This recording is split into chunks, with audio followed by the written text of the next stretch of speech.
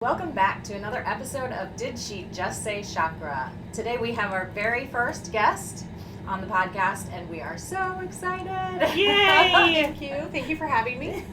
This is our magical guest, Sheena Green. It's very special that she's here today and that she is our first guest because she was my first healer on my spiritual journey and my journey to healing.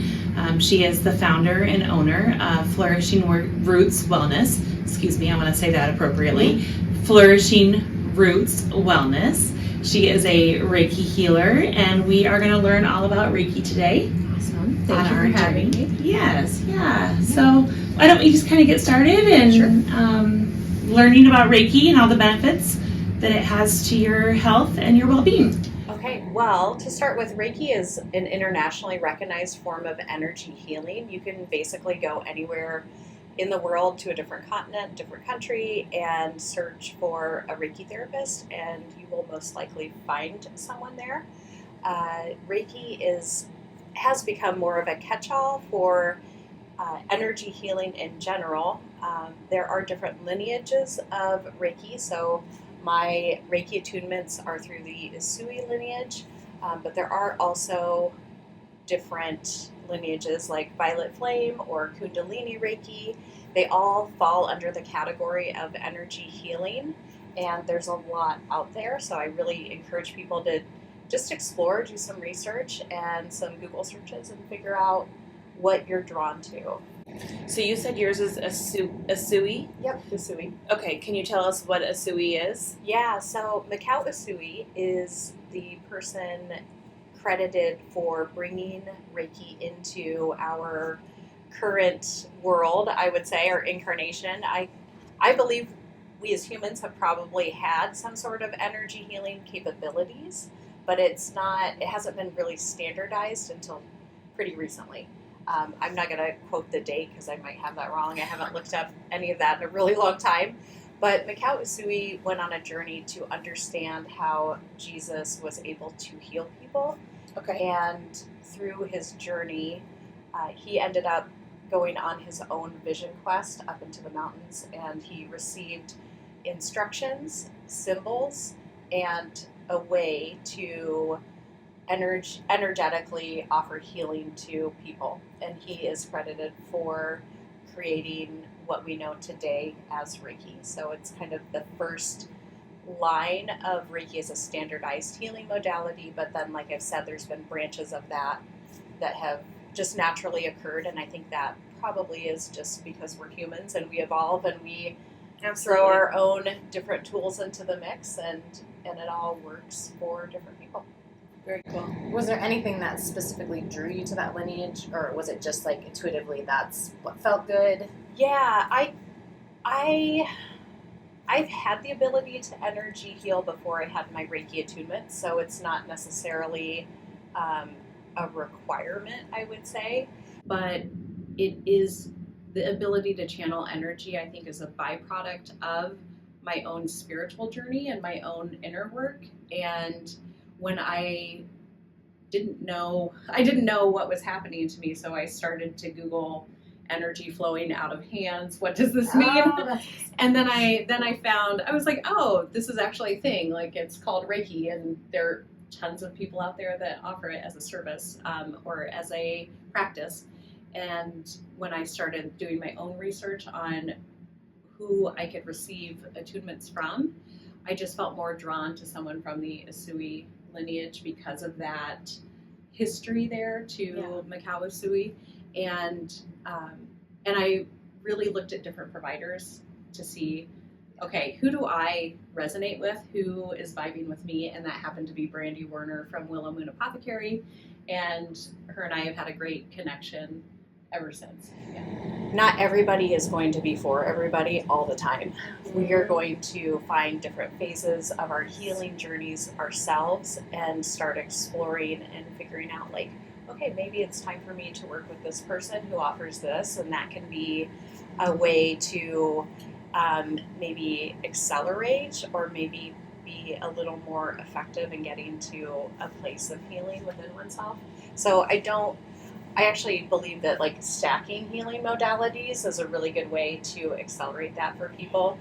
So Louder for those in the back. Yeah. Stacking, I'd say stacking healing modalities, but it's also about creating a healing and wellness team. So you have multiple people to look into your life from different perspectives, because we tend to have this very narrow mindset of, well, I have to do it this way and only this is going to work, but actually maybe someone has a better option for you. And Different angle. Yep. And I think that's where Reiki. I was going to say, Yes, and so like that's part of what Stacey does, is like looking at what kind of team would best support you. You know, is it Sheena and I? Is it Sheena and an acupuncturist? Like, who would be the best support team to provide you with the best healing opportunities? I think it's a perfect point to bring into the conversation for someone who, like, how would you describe a good person for a candidate for Reiki? Does that make sense? Yes, okay. It does. And I was asked a question in a presentation that I gave to a group of ladies, and the question was, well, how would I know to even come to you? And I was like, that's a really great question. A lot of times people don't know what they need, but they just know that they don't feel good. And they know internally that there's something else out there that could benefit them. And so that's when usually they start doing the Google searches, start kind of typing in symptoms and saying, like, what could help me with this? And then going down the list of things.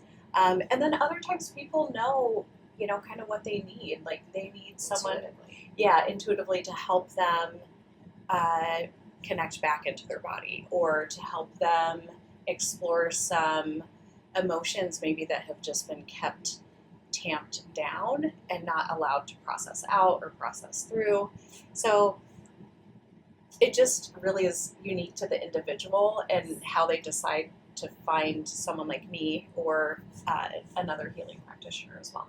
Yeah, I think just kind of expanding on that, or what I hear you say is, like, you're listening to your body, Yes. and you could be showing symptoms of like anxiety, or just not feeling well, or low energy, or it could be headaches. Just a variety of things that could be a reason why you would need Reiki. It's not something that's very simple. Yeah, and I would also say but a portion of my clients have expressed that they have tried doctors, they have tried chiropractors, they have tried therapists, they've tried all of the things, and then they go see someone and, like, maybe nothing's wrong, or nothing is kind of too far off the lab results that says, oh, it's definitely this. Absolutely. And maybe it's just more of a mystery thing.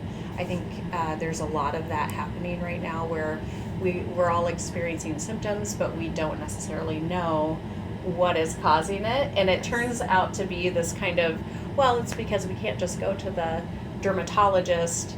We actually need to see someone, a nutrition response practitioner, to help our gut bacteria or rebuild that gut bacteria. So I think there's a lot of mysterious things that we can understand better if we tap into that intuitive aspect within ourselves, and also see other people who can help us through those, what would I call it, question mark phases. Well, it's of energy. Yeah. It's energy. And that's the hard part, is that a lot of doctors or psychiatrists, psychologists, counselors, energy is a little bit mysterious to It some. is, yeah. You know, It's still it's a mysterious. little woo-woo. Even though I always describe, like, everything is energy. The sun is energy. Your Yes. food is energy. Yep. Everything is energy. And I think when you kind of bring that into the mix, like, sunlight gives you energy, right? But it's like the sun. It's vitamin D, and our foods. You have to process that energy. It's the same as Reiki. It's an energy, and that gives me goosebumps right now just talking about it. But it's as simple as that. You're balancing. Yeah, would that be the right word? Yeah. The energies in the body. And I see that a lot with, like you said, nutrition response testing. I will work with someone on their gut and other things, but there's just still this, like, lingering, there's still this piece where I don't feel right, or I have this tightness in my chest, or just something, and that's where I'm like, okay, probably should go do Reiki. It's a great tool. Right. And I think in one of your previous episodes, you talked about how the body hangs on to certain things, and that can be in the organ or the physical body. And Reiki can hit all of those areas in one session. And this is where I'll just describe a little bit about how my sessions go. So I like to describe what I do as like Reiki on steroids. So it's not just channeling energy healing. And for those out there who may not know, a traditional Reiki session, if you were to go maybe to Japan and just experience it, a traditional Reiki session is done in silence, and it's channeling energy with standardized hand positions along the body to just allow this universal source energy to flow to the recipient. And there's no real directing or controlling of the energy. It is just more of a relaxing way for someone to get a little bump in energy and just feel balanced and feel restored. So what I do is a little bit more amped up, I guess. Yeah, I know. I'm like feeling you do it right now. Like, come on. So what I do, I've been psychic intuitive my entire life. I didn't really know what to do with that until the last 7 years, probably. And my psychic intuitiveness plays a part in the sessions because as I'm channeling energy to someone's body, I'm also tuning into their energetic field. And in our energetic field, our aura, or chakras, there's information. So I'm tuning into that information, and it can show me pictures. My intuition shows me pictures, clairvoyance, right? Yeah. Sometimes I can feel the emotion that someone else is holding in their body, and then I can talk them through how to release it. So a majority of sessions with me are not silent. I'm telling you what I'm seeing, I'm telling you what I'm experiencing, so that together we can use our intention and attention to shift that energy in your body. Yep. So it definitely is kind of like a Reiki session that's cranked up, and that's why I choose to call my services intuitive wellness sessions, because it's such a mixture of standard Reiki symbols, the use of energy from crystals, so crystal energy, and those are all intuitively channeled during the session, and then whatever messaging from our guides needs to be expressed. And a lot of times it will not make any sense to me, but I'll just say it out loud, because sometimes it will just trigger something within someone else to be like, oh my gosh, yes, that's actually where this feeling is coming from, and I see that connection, and this person just popped up into my head. And then we can work through releasing some of that, maybe even ushering in other feelings of forgiveness or acceptance, or getting someone to an energetic resolution is ultimately how I see the sessions ending. I think that is, my 12-year-old actually was struggling with some things a few months ago, and what was beautiful is that she really helped her to let go of other people's. My 12-year-old is an empath, right? She carries everybody's stress and emotions, and so Sheena helped her to release everybody else's crap, if you will, but also to build an energetic boundary around herself so that she could go throughout her day without having to carry all of that, right? And my 12-year-old didn't say anything. She didn't tell her that going into the session, but Sheena felt that and asked her those questions to be able to understand what was going on. So that was really kind of an example of what that looked like and felt like. Yeah. And I think it's cool that you brought up, like, she ultimately, like, subconsciously probably knows, like, what that issue is or that unease, but, like, you guide. It's like you said, you're getting that guided energy, you're getting that guidance intuitively, and then also, like, listening to that inner knowing, or that knowing from the person. And so we ultimately, therapists, nutrition response testing practitioners, it's like we're just helping you to realize what you really already know intuitively, but we can guide you and get you there, and then giving you that, I think, is so empowering when you figure out, like, you have that yourself, that ability, but sometimes you just need, a lot of times, you just need someone to validate that and to guide you along the way. Yeah, I would say a lot of my clients are intuitive empaths and maybe don't know it, and then they start researching once I tell them, like, hey, I think you're an empath. You should probably do a little reading up on that, and just suggesting resources for them as well. A lot of times we've been kind of conditioned as we grow up to disbelieve how we feel. And that creates a really big disconnect between our inner knowing and how we make decisions. And that can create a lot of conflict in our lives as well. So if we can shed the energy that's not ours, that maybe we've taken on in one way or another, then we can get a more clear sense of who we are and what our energy looks like. And then we can trust the signals that we're getting from the universe about our lives, which ultimately empowers us to make the best decisions for ourselves. That was beautiful. Yeah. I love Thank that. What about after a session? So you've done a lot of work with the body and the energy, get things all stirred up. What do you recommend after a session, or how do you? Yeah, I really encourage people to make sure that they give themselves a lot of grace in the day or days following a session, depending on how kind of out of whack you are. I had a client just recently who really had held on to a lot of stuff over the years, and her first session was super transformational. We were able to let go of a lot of things, and then she had to go to a Christmas party for her husband's work. Oh no! And she had bloodshot eyes. She felt super tired, and people were asking her what was wrong. And she's like, nothing's wrong with me. I just need some rest. And that is where I would just say, just to be cautious, giving yourself, a gentle evening or a rest of the day to integrate the energy, to release anything else that's kind of left over. I would say that with energy work, even though you come in for an hour session, that doesn't mean that like the transformation just stopped. It's not like a hard cutoff line. You're still going to be processing things. When you go to sleep that night, your brain is probably going to be processing things as well.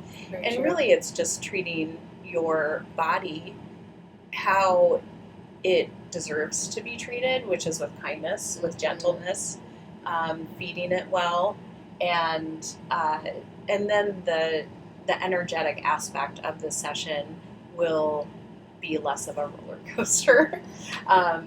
So that makes a difference. And what I found is that once people have had multiple sessions, the detox effect from the session isn't nearly as intense, and their energy tends to stabilize, so they can stay in this energetic center of balance longer, which is great. Like, that's what we want to see. I don't ever want anyone to be dependent on me to get them there. I would like to empower them to understand their own energy, so that they know, ooh, you know what, being around this person really triggers my heart, and maybe I should set up some personal boundaries there. I know that we know that self-care is really important after sessions. What would you say is some of the benefits that clients walk away with after a session? Definitely.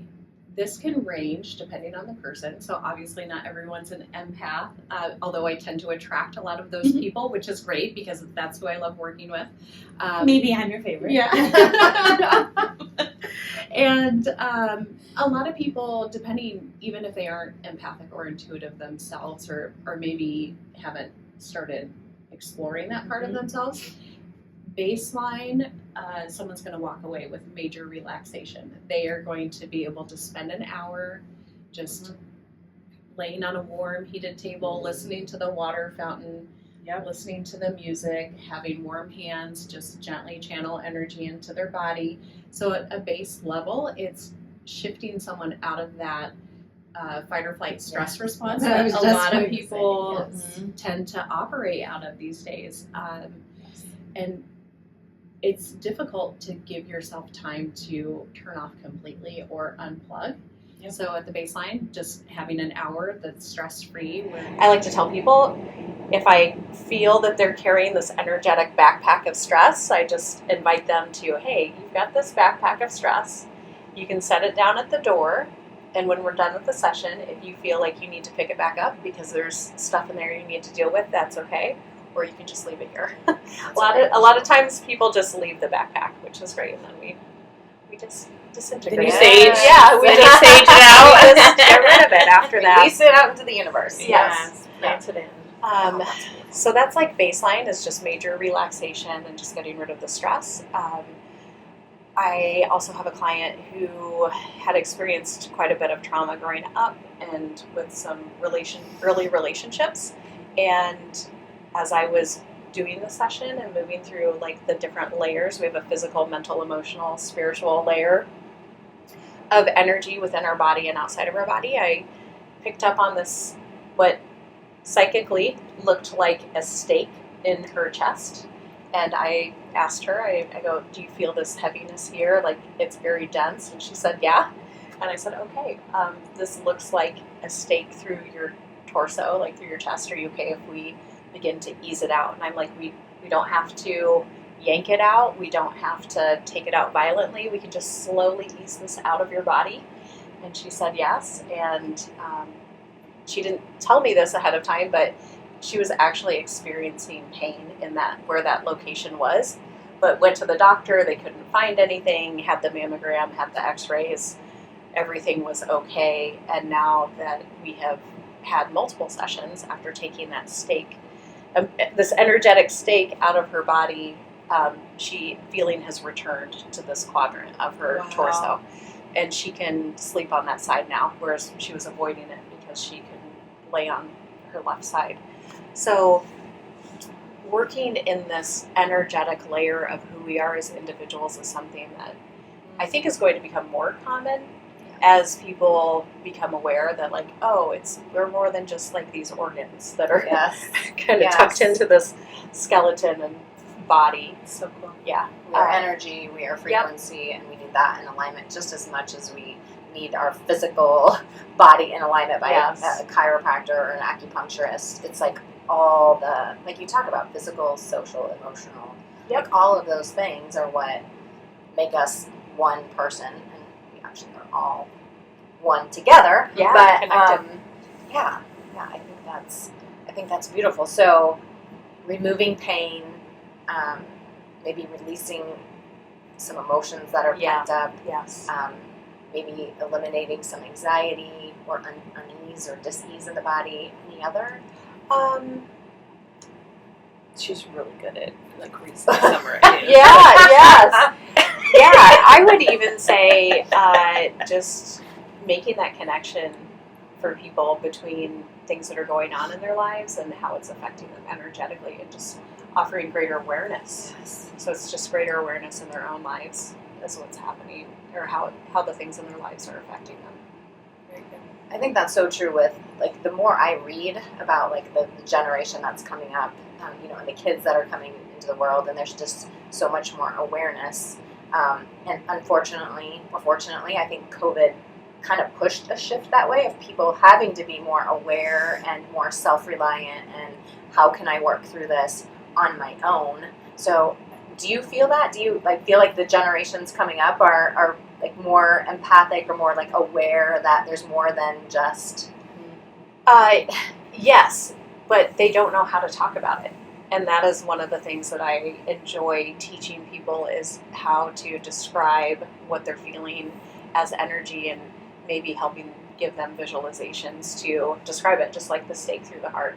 I work with about a dozen, anywhere between like 16 to 23-year-olds, and they are so sensitive to everything that's going on around them, but they don't really know how to work with their own energy. And so giving them the tools now, which is ultimately what I would like to have happen, is having us teach the younger generation how to manage their own energy and emotions, ultimately will result in a more peaceful future.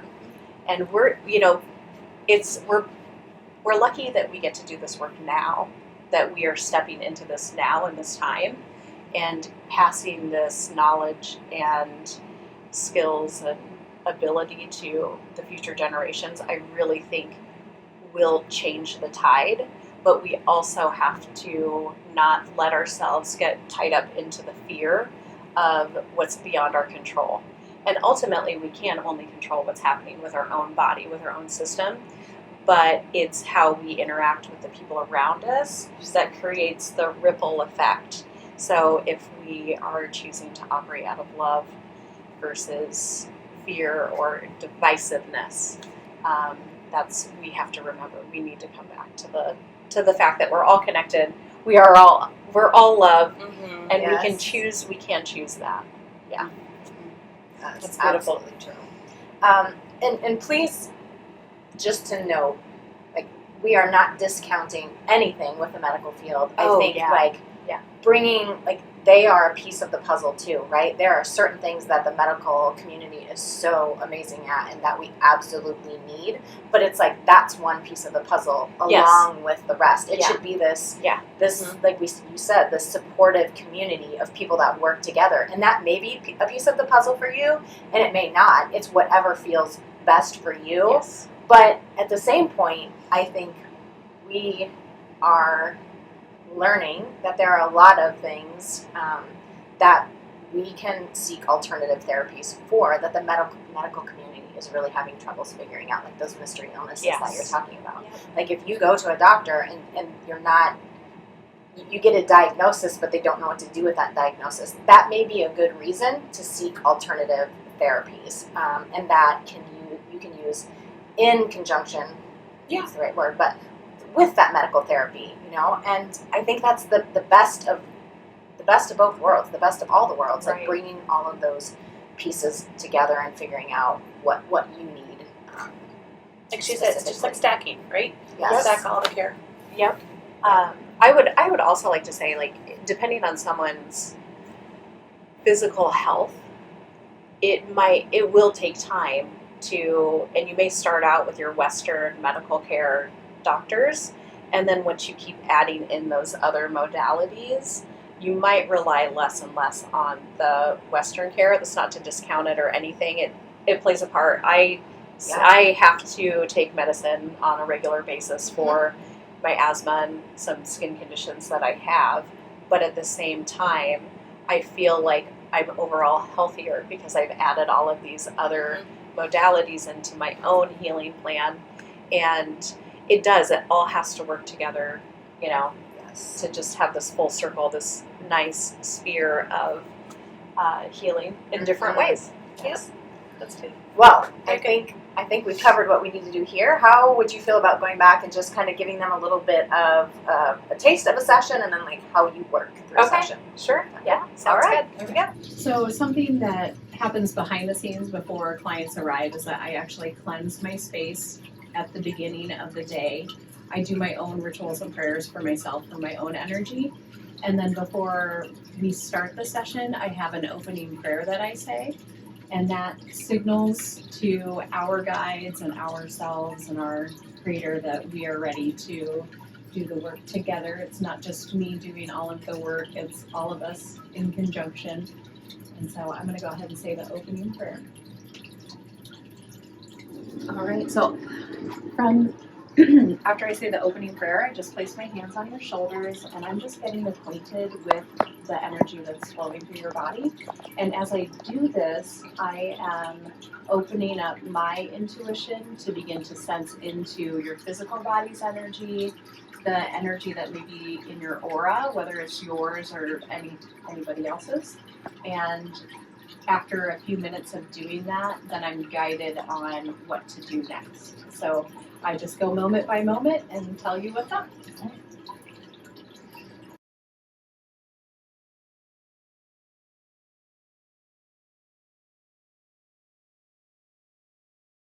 And just for good measure, let's go down to the end of the table. So I'm going to stand down by your feet. I'm going to energetically root myself into the earth. When I place my hands on the tops of your feet, I'd like you to say this phrase: I release all energy that is not mine. Okay. We don't have to understand what's ours, what's not ours, just by making the statement and declaring it. Whatever is not for us is going to be released. Okay. And then I will transfer it to Mother Earth, and she'll take it and recycle it, hopefully into some spring flowers, but she can do whatever she wants to with it. Maybe big thunder clouds or something, right? Yeah.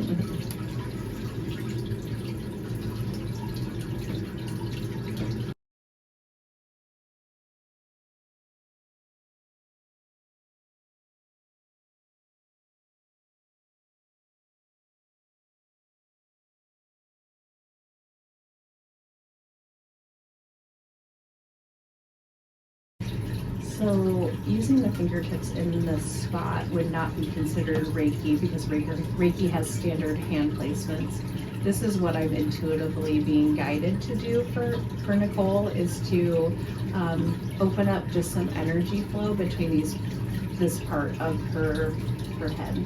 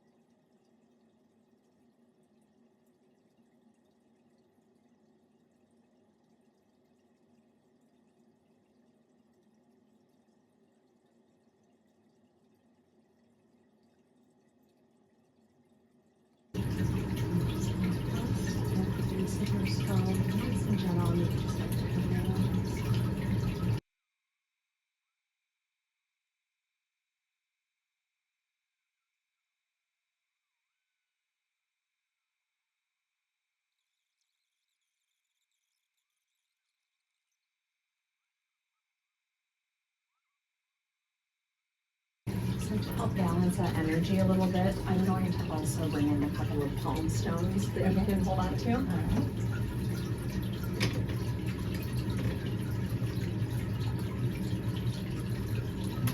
A little bit of rose quartz. So if I were to describe your soul energy, it's like this, it's like a gentle strength. Like it's a balance of this like just peacefulness, but so strong. Like that's what your soul feels like, your soul energy feels like. Do you feel that like in your body? Absolutely. Yeah, that's who, that's the core of who you are. Yes. Oh, I love that. And then we're gonna bring in another rose quartz heart chakra as well.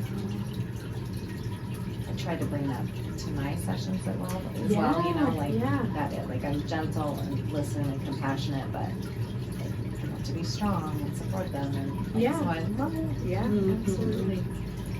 Okay, I'm gonna go back down to your feet. We'll do another just kind of grounding out of excess energy. Okay. And we'll just kind of see how that energy flows again this time. It'll probably go like that. So now that we've done kind of some work on the upper body.